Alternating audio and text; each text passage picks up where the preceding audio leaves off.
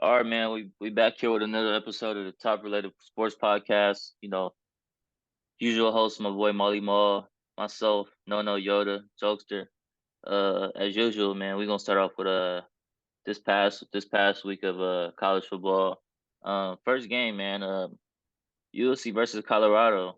My personal take, I thought USC looked very dominant at the start. Of course, they able to put up a lot of points.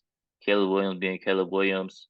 That offense is explosive as usual, and it looked like you know another game that we seen the week before from Colorado where they were beginning to you know glimpse a blowout.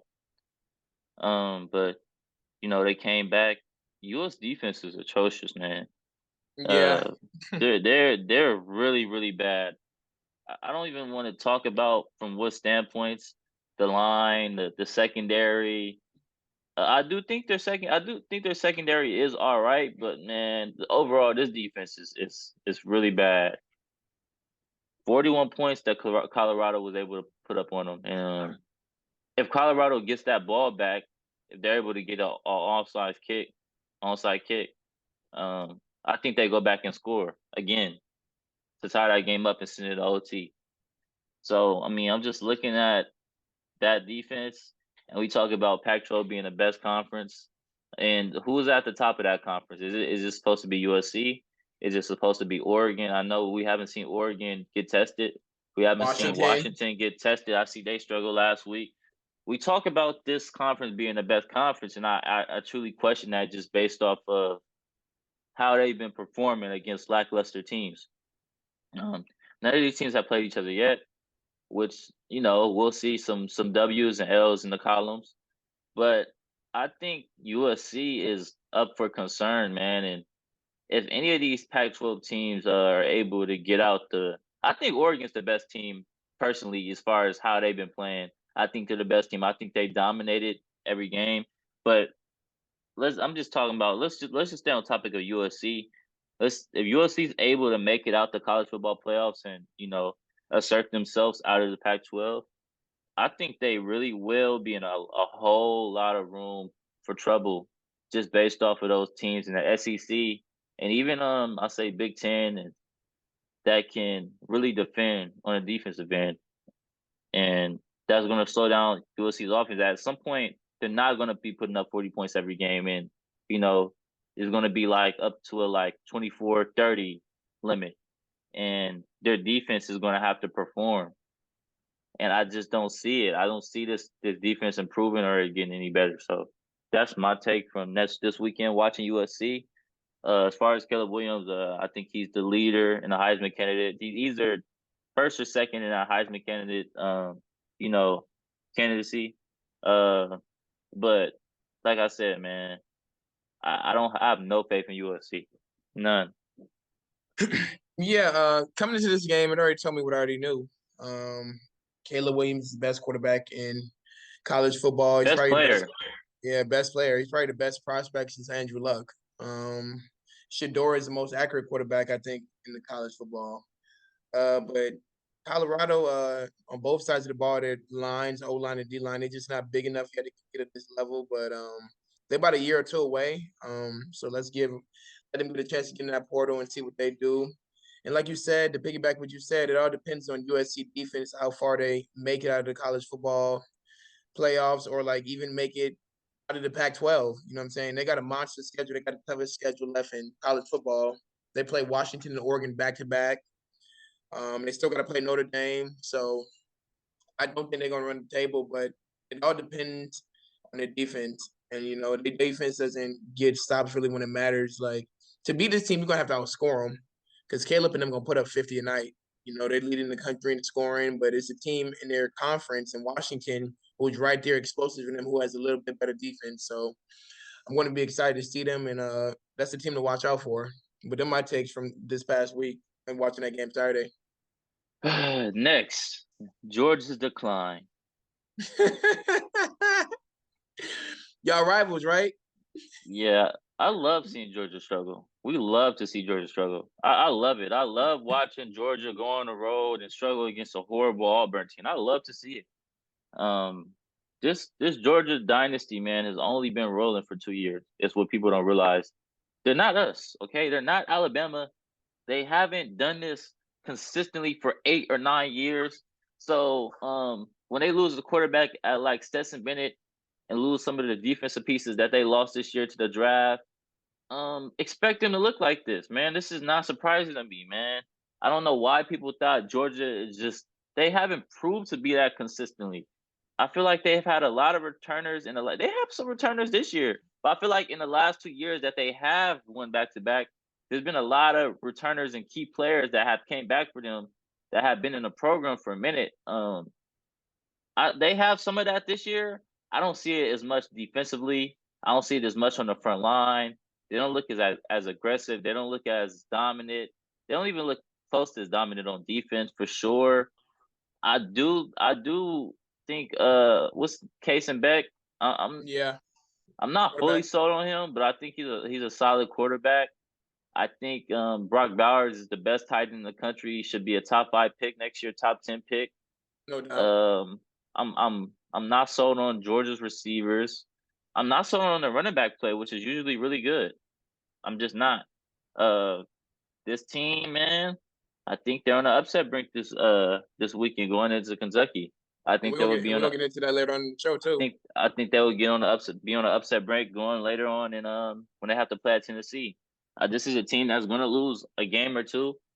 Um, yeah, this is good for college football though. I say that we just don't want these dominant teams that just I like seeing dominant teams. It's fun. It's good for the sport, because we need them every once in a while. But you know, I think there's an even more of an even playing field this year, and I think that's a good thing for college football. So, Georgia, man, look, man, they're on the upset brink.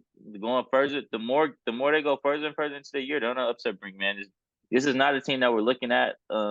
They're contenders, of course, but not a team that we're saying, oh, yeah, this team definitely, I think, will win a national championship. No, I think it's up for grabs. Agreed. And I don't think they have a experienced quarterback in back. This Georgia team is still pretty good, but they're not Georgia the last 2 years. They lost a lot of people to the NFL. They don't have that many good weapons that scare you on the outside, really, except Brock Bowers, and he's the tight end. That's their best weapon on offense. Every week they playing closer and closer. They're playing with fire. So I don't know if it's gonna be this week, but somebody's gonna end up beating this Georgia team. I don't know who it's gonna be, but somebody when they play a really good team. The SEC is kind of down this year from what it usually is. And on their side of the conference, they kind of got the weaker side of the SEC. I don't know who's going to beat them. I don't know if it's going to be Kentucky. Somebody's going to beat them. SC played them really close. Had what a 14-point lead on them about 2 weeks ago, and then last week Auburn played them close. So they're going to end up getting beat. But like they're championship contenders, of course. There's no great teams in college football this year, but I think they're They going to be haven't. right. They didn't pull away until the end of the game. Actually, they didn't Yeah. pull away until the end. The last, I think, in the last 4 minutes of the Mm-hmm. fourth quarter, they pulled away with a one touchdown performance. So this game was close the whole game. Auburn was up at a time, and I thought they were going to win. I did. I thought this was like I said this. Did I say this last week? I did say going into Auburn will cause some disruption for them. I did say that. It's hard to play at Auburn, man. No matter if they're good or bad, it's Yeah, fans proven. be going crazy We up there. seen Bryce Young and them struggle. I think not back to back years, but that one year where you have to go on that extreme 2 minute drive to win the game, and they struggled the whole game. So we've seen this, and that's the team that had Jamison Williams, John Mechie, some really good pros. So it's always hard to play at Auburn, but that still doesn't take away from the fact that we're seeing Georgia on the decline. Um, Next we got some big games coming up this weekend. Um, I want to call it rivalry week, but not exactly. These are teams that have some backlash and in the past. Bama, Texas A&M. We got Texas, Oklahoma, And I put Kentucky, Georgia in there because I think Kentucky has looked really dominant and really good. And this is a team to watch out for Georgia with them struggling the way they have. But I'm gonna talk about getting to Bama versus Texas A&M. I love the doubt that we get. I do. I truly do love it. People somehow think that Texas A&M will beat us. So we played Texas A&M last year, and it was a close game. But Bryce Young was out, and we had a Milrow that was not experienced or like he's way better than he was last year, like way better. And he's always been an explosive quarterback, but I mean we've seen him develop in terms of the passing game, and he was not able to pass last year at all. We still ended up beating them, but it's just an interesting. What has this Texas A&M team done? Everybody wants to talk about their defense, and which I do think they have an impressive defense. But against who? Arkansas. They beat Arkansas by 10 points. That's cute. Um, they beat I think Auburn. That's cute. They got blown out by Miami. That's cute too. Um, but why are we not giving this Bama team credit? I mean, look what they've done the last couple of weeks. Um, Dominant performance against Ole Miss. I feel like I know it wasn't the whole course of the game, but dominant second half performance would led into a multiple touchdown win. Dominant performance down there in Mississippi State where Miller only threw 12 times, 10 for 12, 160 yards, 67 yards. I think about 60 yards on the ground for him, 2 touchdowns. He's been playing really good. He looks better and better every week. This defense, like I said, it continues to be dominant. 3 interceptions last week. Texas A&M lost a quarterback. They have a backup quarterback. They're predicting us to lose. That's how much they disrespect us. They're predicting us to lose with Texas A&M playing a backup quarterback. I find that like the most disrespectful thing ever. They're going to continue to doubt Bama though. They don't want Bama to be there realistically. They want this program to be on the decline. They want this program. They want to be done with the Nick Saban era. They don't like consistent dominant teams. We don't like seeing teams just dominate consistently. And that's just the vibe I'm getting from all these analysts and just people in sports right now. They don't want to see Bama succeed, and that's fine. But give Bama credit where credit is due. And if we come to College Stadium, because y'all predicting a loss, right? We come to College Stadium and dominate these guys. We should be a top 10 team.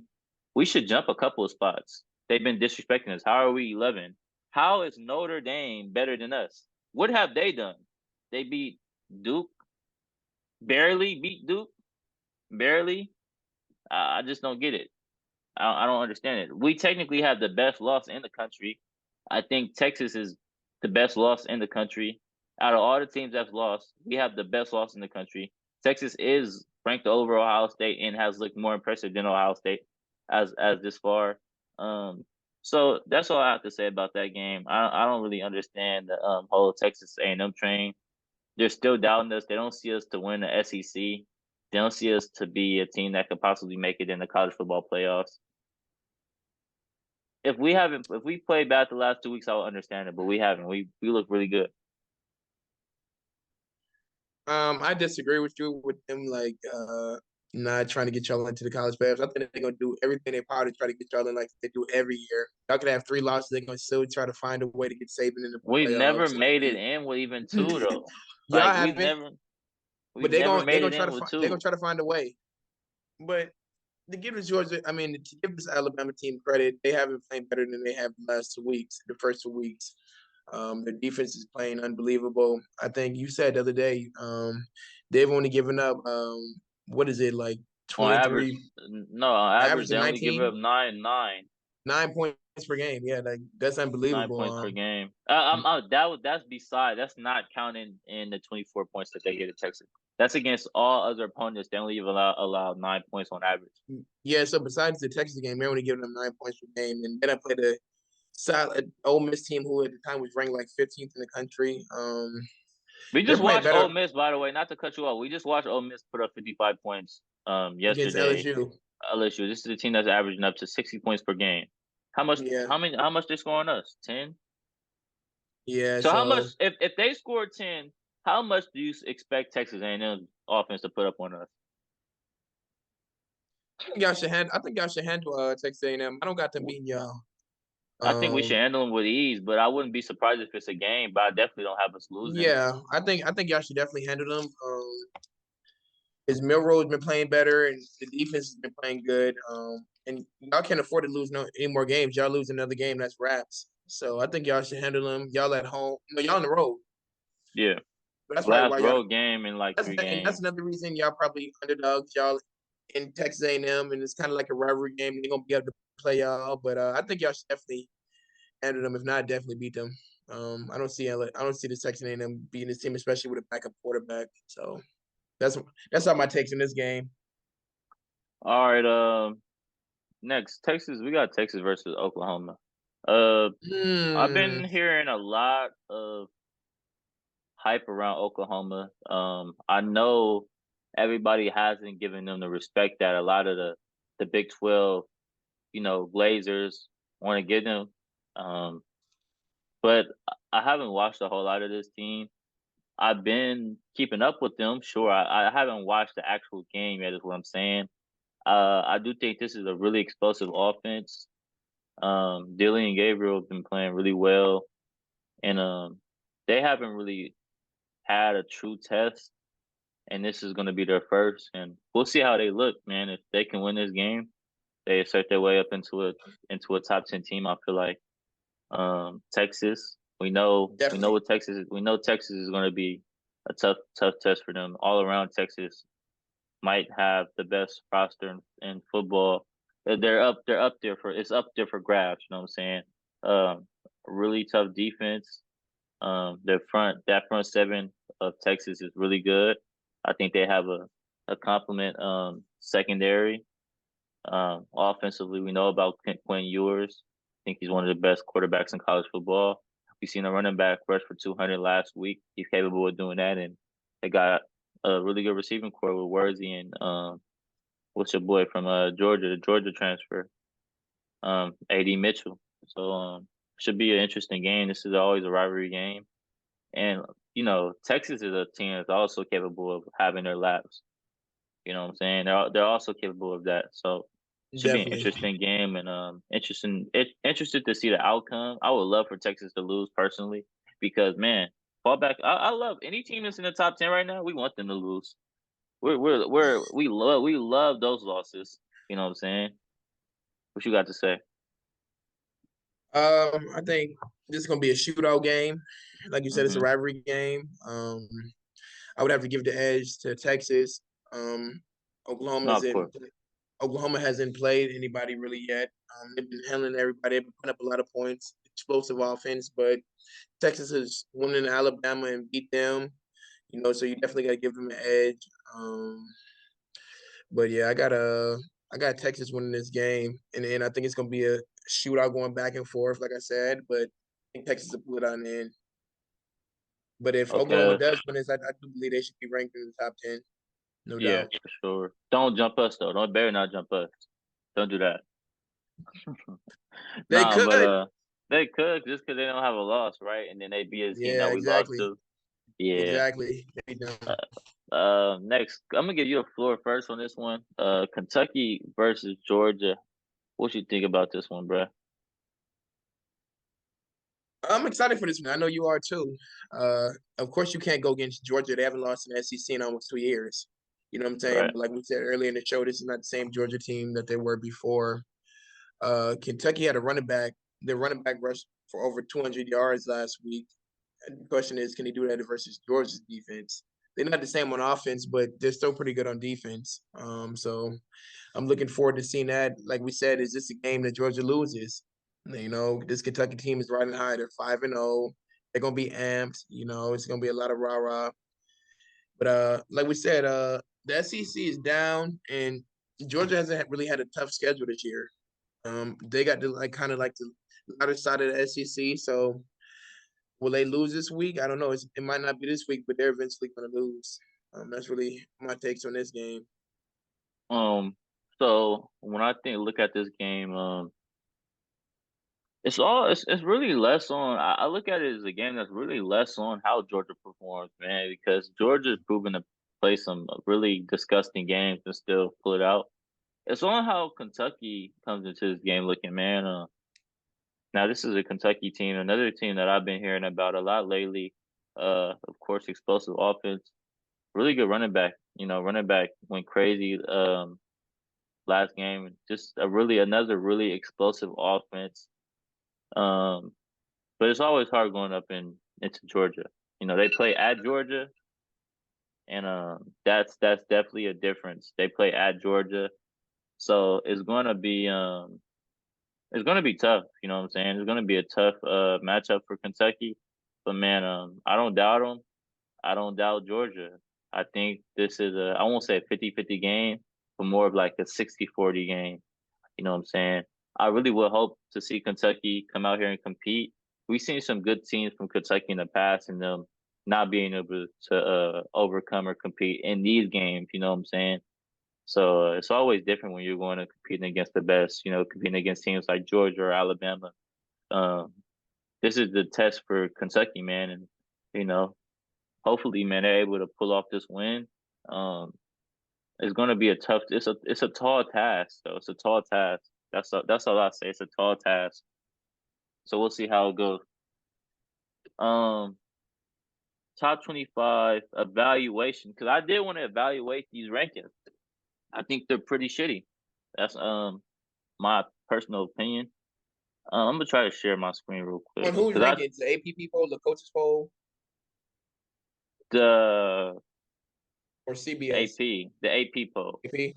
Okay. Yeah, let me get into these rankings real quick. I will share my screen real quick Okay. because I thought these were interesting rankings. I know a lot of people have been upset about the rankings, so we're gonna take a look at them real quick, real brief, just real quick. You're not gonna take too long on this segment, but I'm gonna tell you where I have the problem in these rankings, and I do think the committee is riding right now. They're riding. They're riding real hard. They're riding real hard. They have favorites. Like it's crazy right now. Let's take a look at these rankings, bro.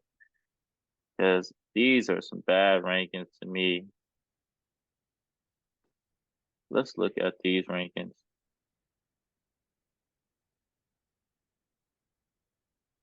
Yep.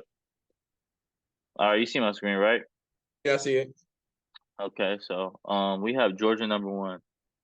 The problem with Georgia still being number one is that you guys move USC down, and if you were going to hold USC accountable for the game that they played against Colorado, you have to hold Georgia accountable for the game that they played against Auburn. Now, who's the better team out of Auburn and Colorado? We all believe it's Colorado. So I just like look. I get that Georgia's been a force in the country the last 2 years, but this is a new year. Like I said, they only been dominant for 2 years, kind of just like how we said Clemson was. You know what I'm saying? I know Clemson never won back to back, but this is a team that's only really, really been dominant for 2 years. And man, if they look like they're struggling and they shouldn't be the number one team, then they should move back. I don't understand why they're still number one. But like Texas should have jumped, Michigan could have jumped. Either one of them could have jumped, in my opinion. Um, let's look at it. Penn State. Look, man, I know you're high on Penn State this year. Penn State seems to be the same team every year. Now, hopefully, they're able to get past that Ohio State, one of those games in Michigan. But man, Penn State usually seems to be ranked in in the top 10, pretty high in the top 10, and seem not to do much outside of those Ohio State Michigan games. They don't play anybody impressive outside of those games, and we continue to give them their props. I don't know why they're so favored towards the committee. I don't really understand it. 6 is a stretch. I think Oregon deserves to be over them. Um, Now, only thing about Oregon hasn't really played anybody either. Now I know Penn State beat a ranked Iowa team, but I'm not impressed yet by Penn State until I see them do anything against the opponents that they're expected to do something against. Washington, another team that struggled this weekend. Why haven't they moved? Why didn't they drop back? Why didn't Oregon jump them? We have to hold everybody accountable, man. We just do. If you're going to drop USC, you have to drop Oregon. I mean, not Oregon. You have to drop Washington. You know what I'm saying? We were just talking about this last week. Like, how sold are we on Washington really if they haven't played anybody? They haven't played the top teams in the Pac-12 yet. They haven't played any um, non-conference impressive games. So I look at that and here we go. The committee's blazing again. Notre Dame ranked in front of Alabama. I just find this amazing.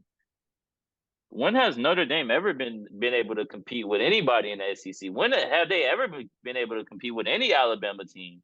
I mean, I just find this amazing, bro. This is crazy to me. There's no way the committee watches Notre Dame and watches Alabama play and says Notre Dame is the better team. I find that completely like insane, but that's crazy, bro. Now I think Notre Dame is a good team, man, but sheesh, they lost against Ohio State, a game that they really should have won. You know, I don't know how good Ohio State is yet. I still have my questions about them. But if we're gonna go off the best one-loss team in the country, it's Alabama for sure. Alabama has the best loss in the country. You know, even though they allowed 34 points against Texas, they also scored 24 points against a good Texas team.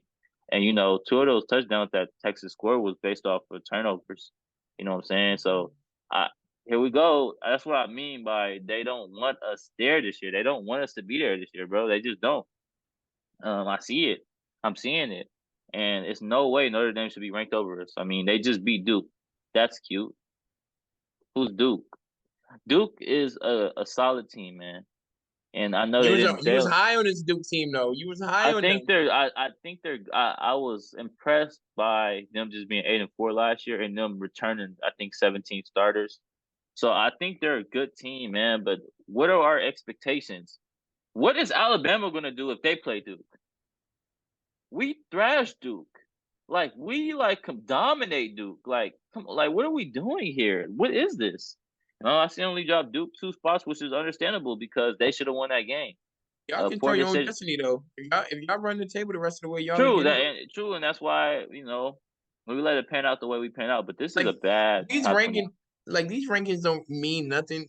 Like it's like you gotta understand like Michigan, Ohio State gonna lose. You know what I'm saying? At the end of the year, like Florida State, we ranked. Why? Let's talk about it because I'm not high on SEC bias. Why is LSU still in the rankings? I don't Why? understand that. I don't understand that. Why? They had 2 losses. They have 2 losses, early 2 losses. Why? They still have. I feel like they have more games that they can possibly. This could possibly be a 4-loss LSU team. Why are they still in the rankings? What have they done to still be in the rankings? What? They lost to Ole Miss. Why is a Miami team only 17 and you guys are so high on Texas A&M beating us this weekend? Why is North Carolina ranked in front of them? Why didn't they blow out a team that y'all say is that might have the best defense and one of the best defenses in the country? Why shouldn't Texas A&M be in here as much as you guys are glazing them this weekend? It's interesting to me. Interesting top 25 to me. Really interesting. Really, really interesting. But that's all I have to say. I don't know if you have anything to say about this. What do you have to say about this top 25, bro? To me, these rankings don't really matter to like the end of the year. Um, all these Right, teams ain't going. All these teams ain't really going to the playoffs. You know, a lot of them control their own destiny. Like teams like Florida State. right. If we run through the ACC, we'll get in the top four. We won't be fifth at the end of the year. Teams like Alabama, if y'all control your own destiny. Y'all run through the SEC, win the SEC championship. They have no choice but to put y'all in because Michigan or Ohio State, one of them two are going to lose. If not both, if they got to play Penn State. So these rankings are really man made. I don't really like worry about it too much right now because the change is fluent. It's week to week. You know, so that's how I really feel about it. Right, right. All right, so we're gonna move on. Stop sharing my screen real quick. We're All gonna right. move on to the next topic. Let's talk about the NFL. Really just the winners and the losers of this week. Um, I don't know who you have as your winners and losers as this week, but I'll let you take the floor on this one. Get Okay. into it. My two winners this week, I got the Buffalo Bills and the Detroit Lions. The Buffalo Bills went down Lions.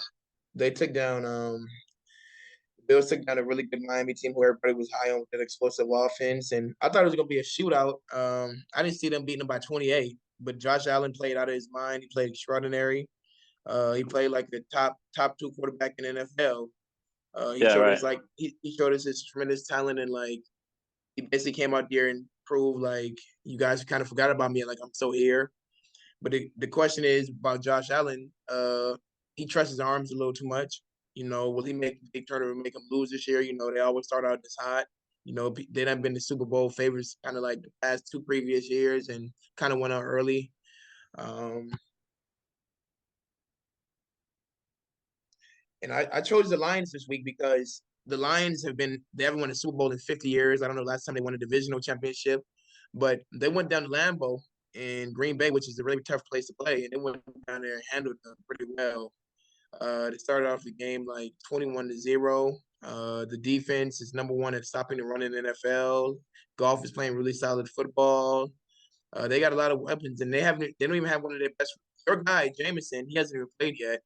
So I really like this. I really like this Detroit team and what they've done. They kind of took an edge step on a division in NFC North, which y'all losing, and the Bears haven't won a game yet. So they got kind of like a little grass edge on this division. Am I doing losers too right now, or you gonna do winners and everything Yeah, in the losers? losers. Uh, Who's my your losers losers? for this, my losers for this week is the New York Giants. With Daniel Jones and that offensive line, they might have the worst offensive line in football. Them and the Panthers. They paid Daniel Jones all this money, and he's not performing. He's playing horrible. Gable is a really good coach. It was Josh Allen's quarterback coach out in Buffalo, but last year it was a playoff team, but this year this team it looked like it was a fluke last year. They're not playing up to the capability that they once had. And I didn't think they was really that good last year. I just think Gable, a really good coach, he kind of like strategized and stuff got them into the playoffs. They won a lot of close ball games last year, and Daniel Jones, Danny Dimes only threw 15 tubs last year, and they paid him all this big money, but they couldn't pay Saquon. And he's not there now, and they're 1-3 right now. And they got a tough game coming up. I forgot who they play next week, but they're not favored in the game. And then I got two others for my losers. I got the Bears and the Bengals. The Bears, the Bears was up 20, they was up 28-7 in the ball game Sunday versus the Denver Broncos and lost. But that's not. I'm really upset because their coach. The game was tied with 2 minutes to go. Had a field goal. Didn't kick the field goal. Denver went down and scored a touchdown and beat them. And these analytics be telling these guys to go for it, and it's really bad when it's good when they get it. It's really bad when they don't. Um, and poor Justin Fields. He's taking a beating out there. He's getting killed by the press in Chicago. But in my opinion, I think he's a change to like receiver running back. The guy's not accurate at all. He's been playing. And as being quiet as kept, he should be getting killed. He's been playing horrible. Like he's been absolutely horrible. And my last losers of the weekend are the Cincinnati Bengals. Burrow is obviously hurt. I don't understand why the coaching staff is having them out there. They're losing anyway. They're 1-3 on the season.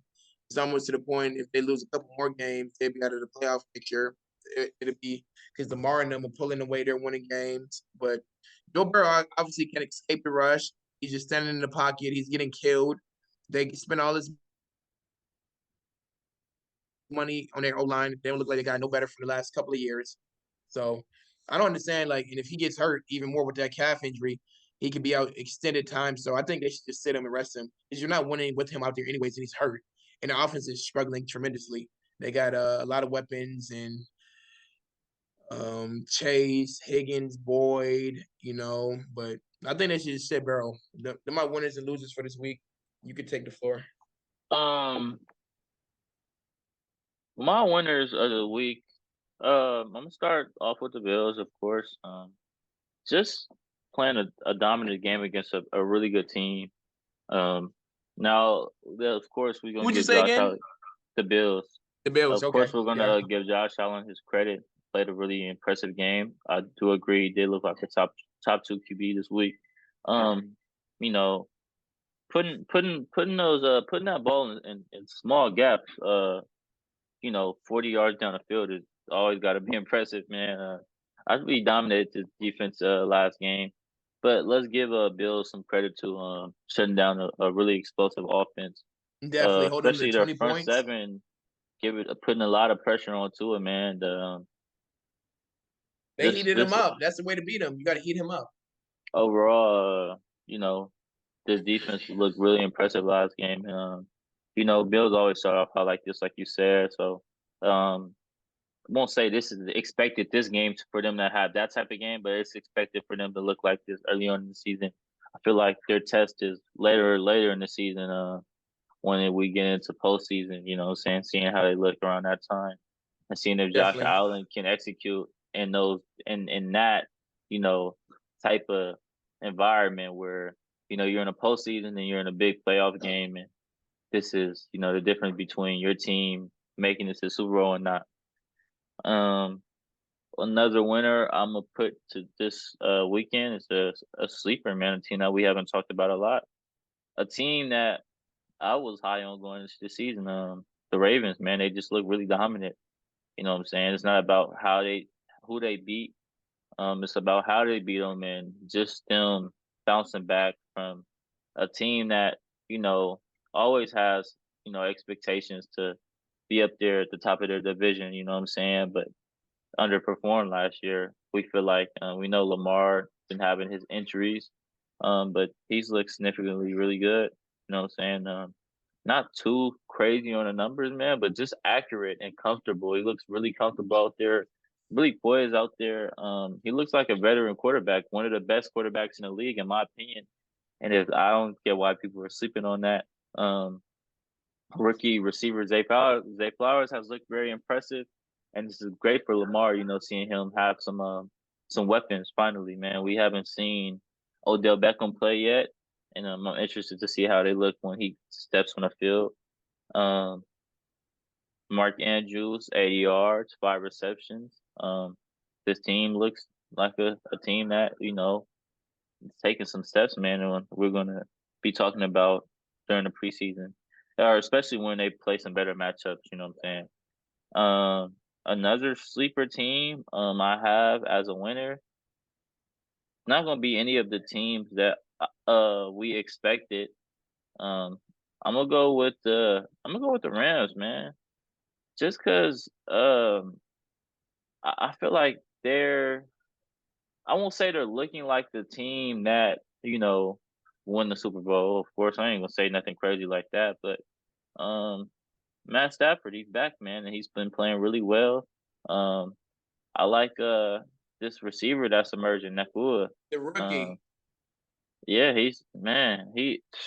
you get him and Cooper Cup back there, man, in that receiving core, man. How you pronounce his name? Puka? Puka? I don't know. Puka Nakaya? Yeah, Nakaya? I don't know how to pronounce his name, Some bro, kind of but Russian like name, but I like him. He's been balling. He's been putting up he's he's numbers. he's been looking really good, bro. 163 yards, 9 receptions, 1 touchdown. Like he's one of the best receivers in the league statistically right now.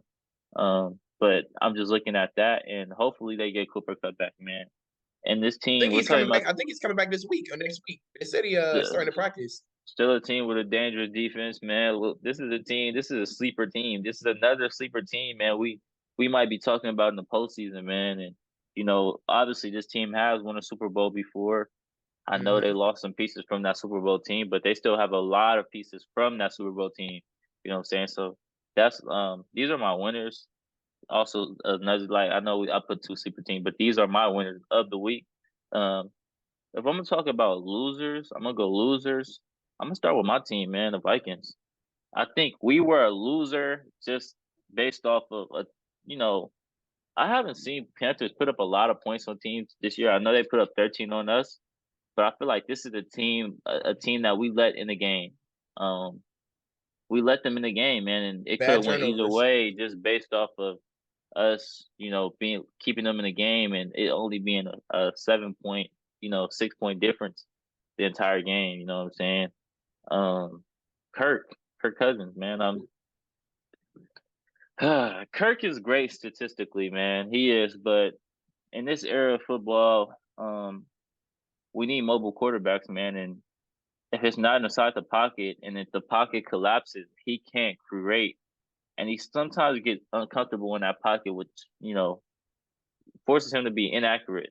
You know what I'm saying? And he threw some bad turnovers, man. I just don't see Vikings getting over the edge with him, man. And this is a team that has a lot of great offensive pieces, man. We want to see this team competing, man, but it's hard when, you know, we have a quarterback that's just not expected to get that done. And I don't know what the Vikings expect of Kirk, but you know, this is not Kirk like to be impressive in big games or to even lead a team to a Super Bowl appearance or even a game to get to a Super Bowl. Like he's not. I don't think he gives us a chance.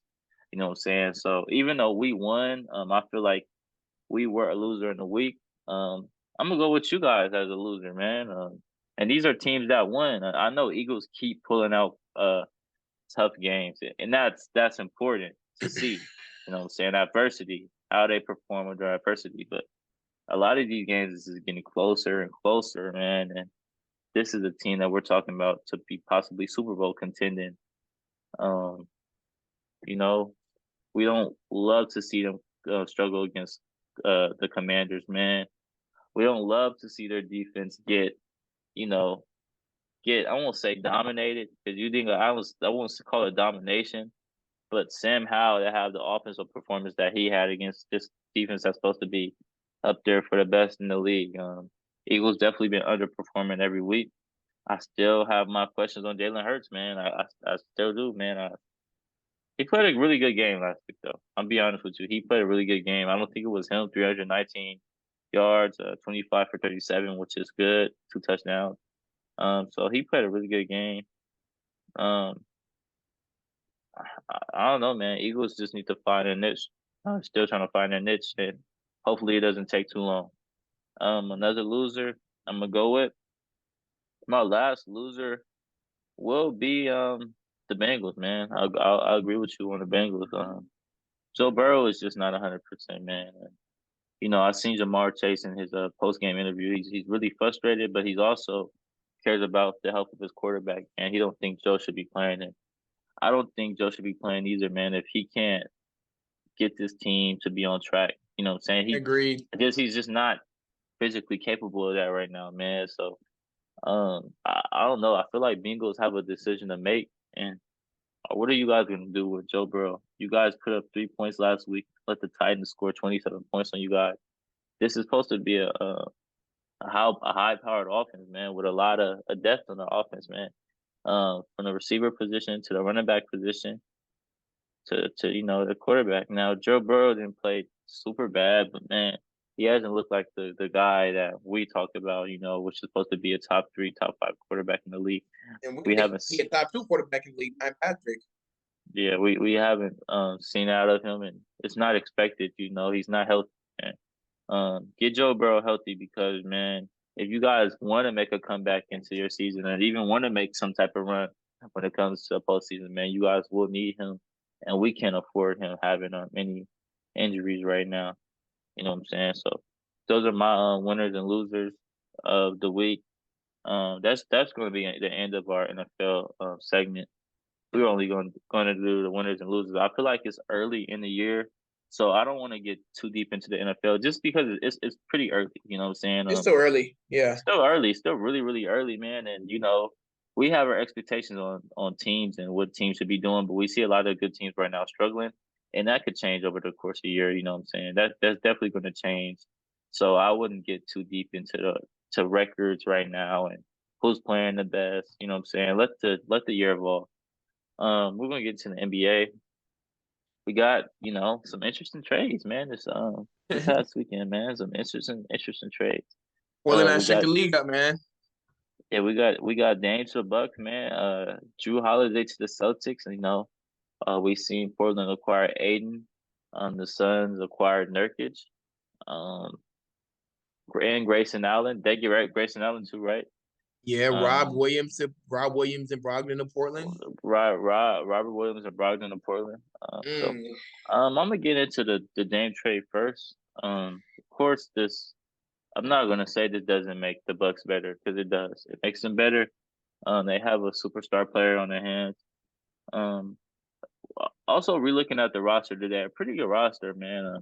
Off the bench, they got dudes like Jay Crowder. Um, they got guys like Malik Beasley. They have some solid pieces off the bench. I won't say the most impressive bench in the league, but they have some solid pieces. I know Solid they pieces. acquire Cameron Payne, right? They acquired Cameron Payne. Um, when we look at the Bucks, we look at their starting five though. We have a pretty solid starting five. Brooke Lopez, man, Bobby Portis, Dame Lillard, Giannis. Um, you know Chris. what I'm saying? Chris Middleton.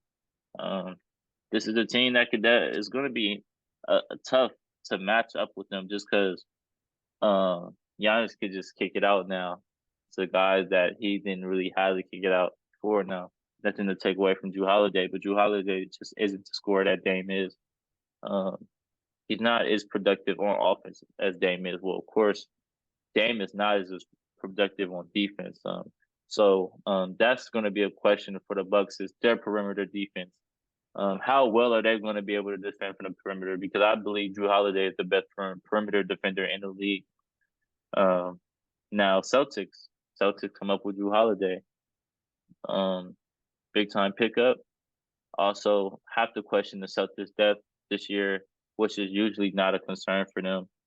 Really good starting five. You got Porzingis, Jason Tatum, Jaylen Brown, Drew Holiday, and I believe they're going to start Al Horford because man, when does Al Horford not start for the Celtics? We got Derek White coming off the bench. I say Peyton Pritchard steps up in a bigger role. He's going to have to. I mean, he's one of those guys off the bench. Well, an underrated guy though, a guy that I think is pretty underrated. I appreciate Peyton Pritchard's game, man. Just based off me being a smaller guard and him playing the way he plays, I see a lot of me in him. But he's a smart guard, really good guard, and he's proved to play well when he has got some minutes. You know what I'm saying? So I'm assuming that giving away the pieces that they gave up, they're expecting a bigger role out of him. Um, they're expecting a big rollout of a couple of dudes, Hauser, Coleman. Like these are guys that kind of stepped up last year that they're expecting a bigger rollout of. So Celtics are this is a project for them as well. They're trying to see if these guys are going to step off the bench. They did last year. Some of them did last year, and they step into an even bigger role this year. You know, losing some of the bench pieces that they lose now.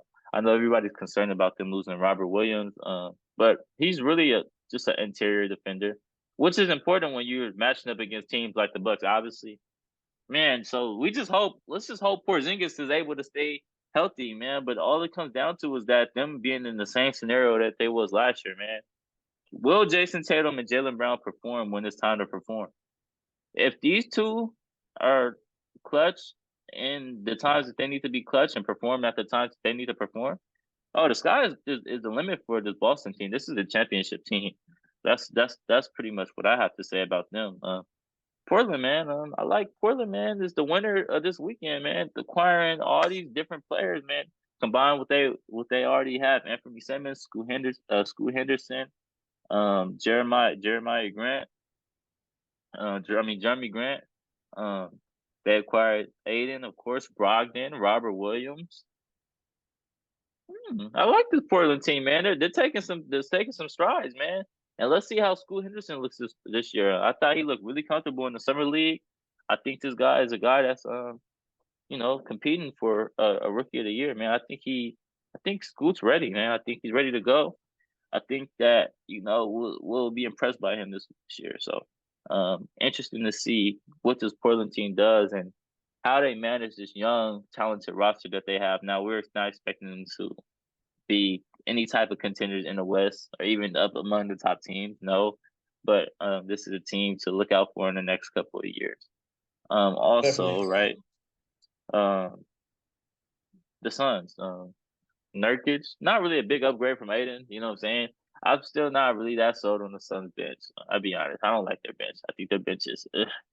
And this is a team that still it seems to struggle when they have to play against some of the better teams in the playoffs in the West.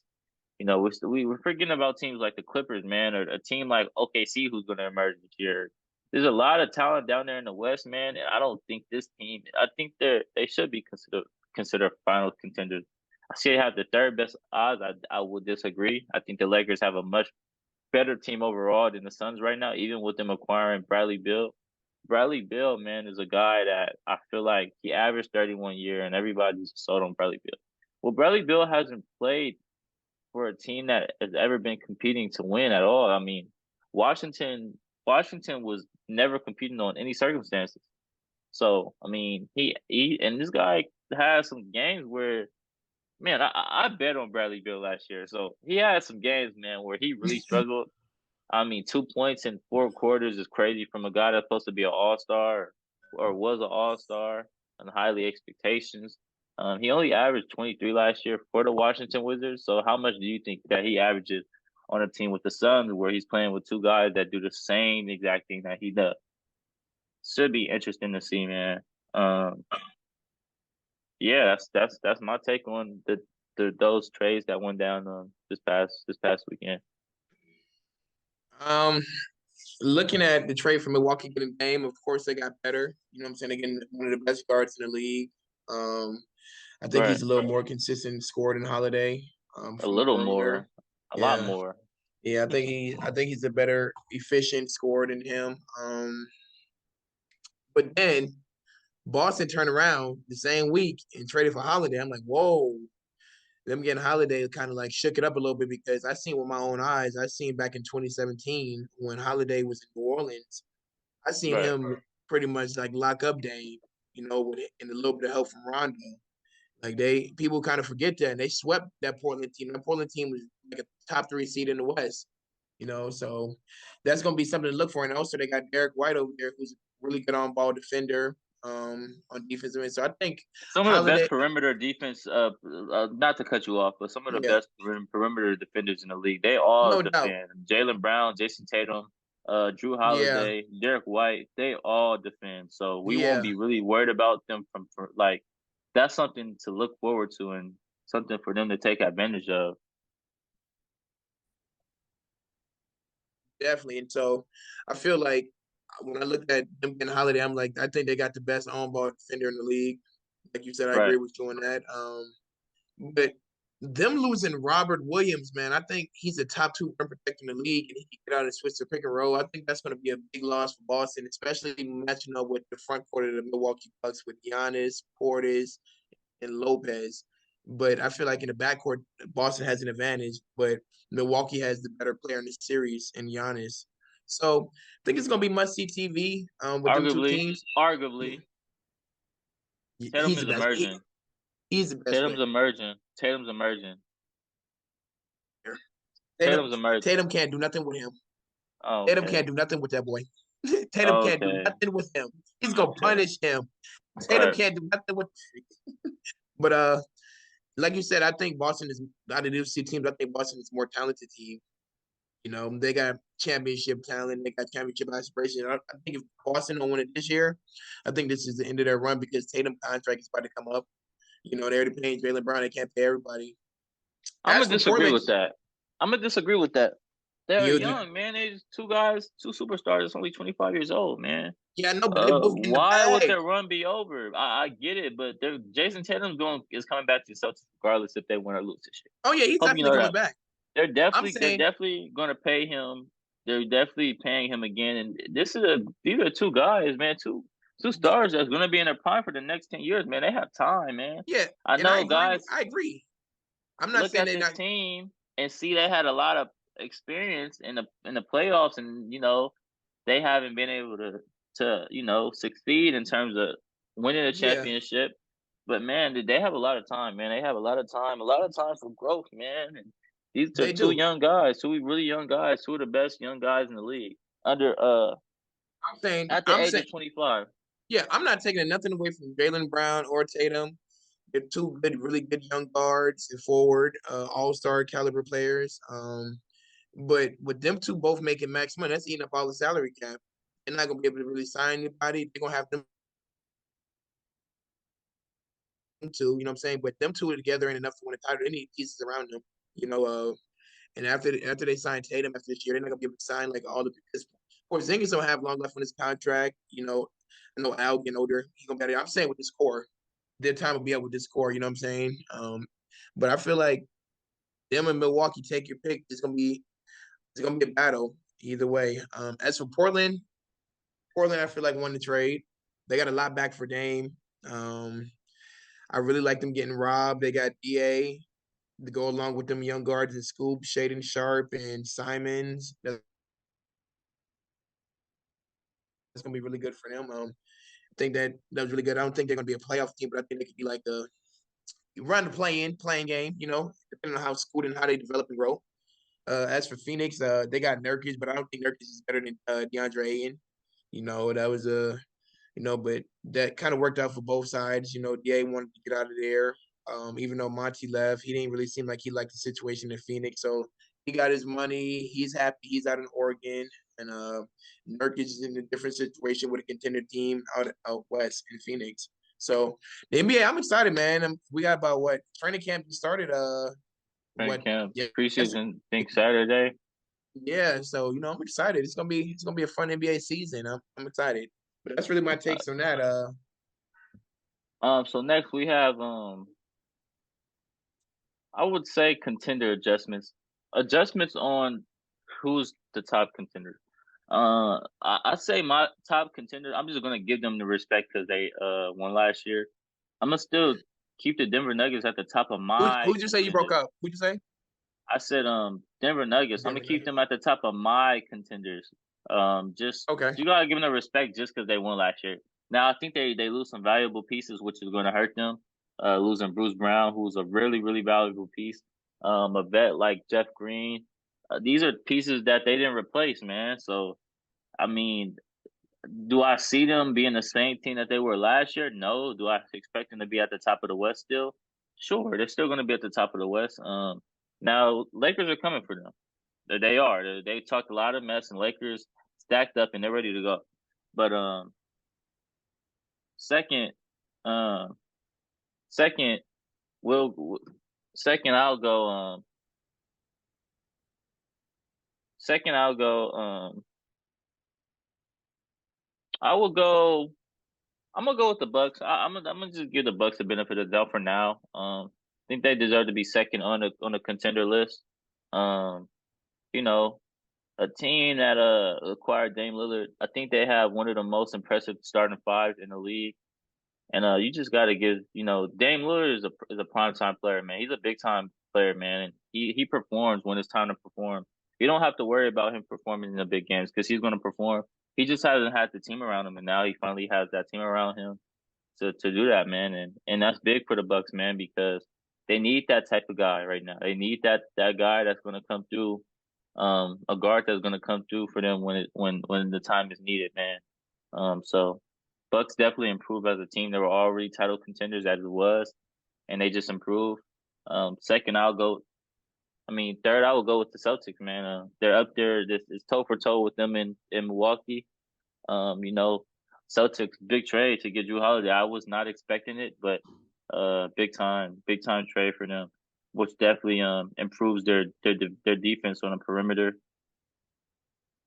Um, they definitely improved their defense on the perimeter, and just bringing in a guy like Drew Holiday, who's you could consider an all-star, man, definitely always going to improve your team. Um, 4 or 5, I'm gonna go with the Lakers, man. Lakers have arguably the best depth in the league to me. See how LeBron holds up in terms of health. I'm expecting him to be just as good as he was last year, but as we worry about health, AD, I'm expecting to stay healthy this year. I know he's been working really hard in the off season.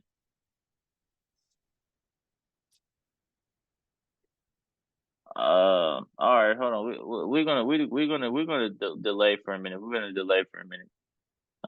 Yeah, we're gonna pause for a minute. Uh, technical difficulties. All right. Back to what I was saying. I was saying I was getting into the Lakers being on my list of contenders at the fourth spot. I do think the Lakers, if I was to make an opinion, I would say they was the best team in the West, in my opinion. But uh, it's too soon to say that. And like I said, you got to give Denver the respect. Now, Lakers, I look at their overall roster, and I feel like they have some of the best depth in the league, arguably the best. If I just go off their bench, 1 through 15, man, is good for them right now, and that's big for LeBron, man. Taking some pressure and him not having to carry as much weight as he's had to carry in previous years, man. And that's big on his health, man, and on his body, man. Bron's gonna need rest this year, okay? That's understandable if we want him to be to 100% or close to there by the time the postseason comes around, man. And if we could get him there, man, we have a lot of look, we got a lot to look forward to. I'm hoping AD could play over 65 games this year, man. I expect him to. I mean, I think he's capable of staying healthy, man. I know he gets hurt a lot, but I want to see him stay healthy this year. I know he's been working really hard, like I said, in the off season, and that's big for us. Reeves steps into a bigger role. This is a guy, man. In my opinion, I think he can be an all-star, man. I do.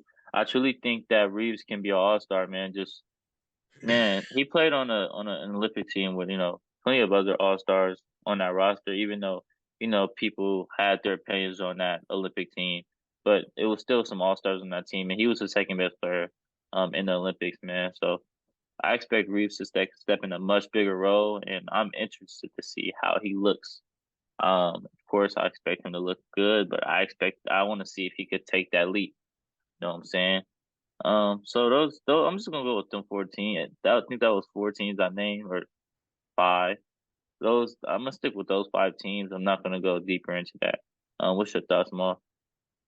My top contenders, so probably one of all is the top two at the list right now has got to be the two teams we talked about earlier, Milwaukee and Boston. Just with them trades, even before the trade, I already thought Boston was my favorites coming into this year, just with the talent they got.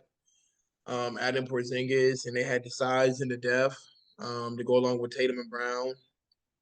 And then them getting Dame, now they don't have one closer and Chris, they have another one. But I feel like Chris is the whole X factor to see how far they go. Can he hold up? Can that knee stay healthy over the course of a season? You know what I'm saying? He hasn't played a full season in about 2 years now, and it's cost him, I feel like, at least one championship. My third team is, of course, in NBA defending champs in Denver. They still got Maul and they still got Jokic. They got Porter. I feel like them losing Bruce Brown is going to be a big loss because he did a little bit of everything. But they're looking forward for Christian Braun to fill that role. They're going to be right there. Then again, you got Phoenix. It's a lot of ifs with that team, though. A lot of ifs. Can Kevin Durant stay healthy? Um, can can Bradley Beal stay healthy? It's a lot. It's a lot of big ifs with that team. And is the depth going to hold up? That was another question too. So, and then my last team, I would have to say the Lakers. But it's with that team too. Can AD stay healthy over the course of the season? He did it last year, helping them make a deep playoff run. And like you said, Bron's gonna need rest. You know what I'm saying? He's a year older, man, and he got a lot of miles on them tires.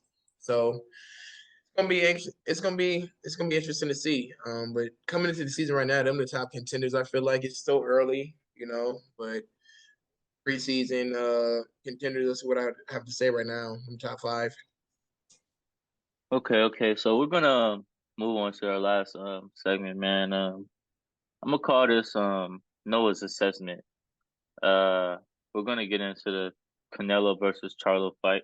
Now, Ma doesn't really watch boxing that much, but I'm a big boxing fan. I happen to be a really big boxing fan, and in the last couple of years, been really educated on these fights. Um, Canelo versus Charlo, man. A fight and prediction I was going into, I was already leaning towards Canelo. All respect to Charlo, he's still a really good fighter. In my opinion, still the best in his division at the 154 division, being undisputed. Still the best at his division.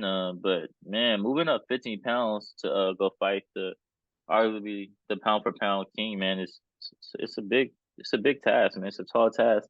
It's a big challenge, man. And that weight carries on, man. I know a lot of people say Charlo walks around at a certain weight, and that's why they expected him to adjust to weight so easy. But man, you gotta think about it.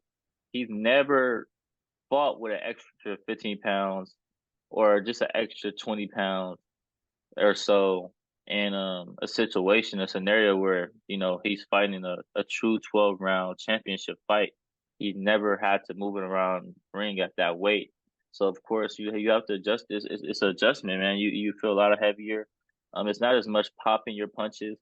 You tend to be, pretty much slower than you was at the, that weight that you were used to. And I feel like he really just did this for the Charlos. I think he did it for the Charlos. I think he did it for the money. A lot of people thought he wasn't motivated. I thought he had some good moments. I just thought Canelo was just too much, man. Are we gonna keep bashing Charlo, or are we gonna give Canelo his credit, man? This guy is one of the greatest to ever do it. In my opinion, might be the best Mexican fighter that we ever seen. He's gonna go down as one of the greatest to ever do it in this sport, and he's done it at a high level for a long time, man. I say the best resume in boxing, and like I said, a pound for pound guy in our sport, a pound for pound guy right now. I think he's up there with Terrence Crawford on who should be the pound for pound king, man. Like I said, Canelo tried to do the same thing and move up and weight and fight. I could do it up and evolve, and you see how that went. So, like I said, there's weight divisions for a reason, man, and we have to understand this.